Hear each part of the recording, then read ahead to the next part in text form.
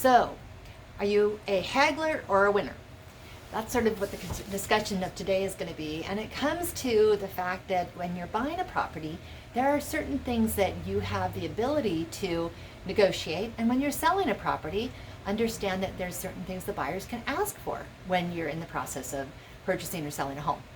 The reason that I'm bringing this up is because I had a time one time where I had a gentleman who was looking to purchase a home with his wife, and we went under contract and everything, and we had a time to do a home inspection.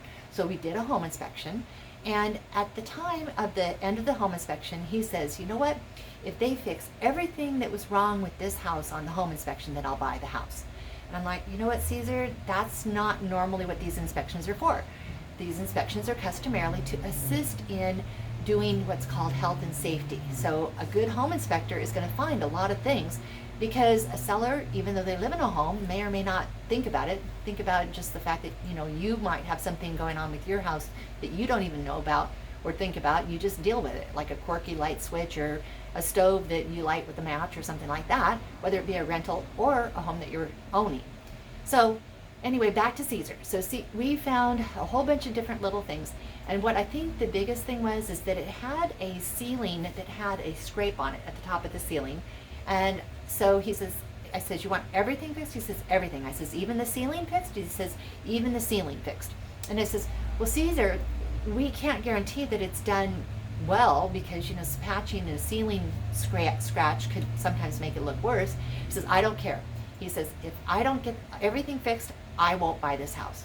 And I says, you know what, Caesar? Guess what? This is not your house. I says, please understand, usually when you get into a situation where you're haggling over stupid little things or small little things, that means that you need to listen to yourself and know that that is not the house for you. You want to be a winner in your home. And usually those small little things that are like in the back of your mind are telling you, this isn't it, this isn't it, this isn't it. So what I said is, I said, you know what, Caesar? We're stopping, we're canceling. We're going to just let this house go. We're going to go ahead and go on, and we're going to find a different home for you. Okay? I says, end of discussion. The next day he calls me and he says, you know what, Krista? He says, that's the first time I've slept in 2 weeks. And I says, oh, Caesar. I says, you know what? If you were that anxious about it, then we never should have gone that far. I says, you do not have to buy a home. If you're having resistance to it, that means that's not the house for you. So as you're doing this, whether you're a seller or a buyer, if you're a seller and you have a buyer that keeps pushing and pushing and pushing, then sometimes that means that this isn't the right house for them. We just stop. We just stop the pain and move forward and drop the buyer and move into the next one, because you know what? Oftentimes, even though people say it's a buyer's market or getting close to a buyer's market, our area does not indicate that. So the question you need to ask yourselves, whether you're the buyer or the seller, is, are you going to be a haggler or a winner? And what does that look like? It does not have to mean that we have winners and losers.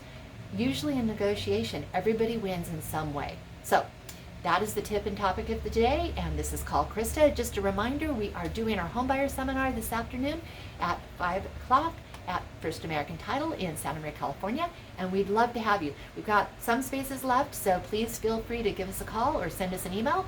Phone number 805-201-2777.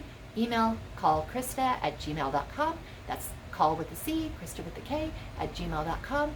And as always, have an amazingly blessed day. Thanks. Bye.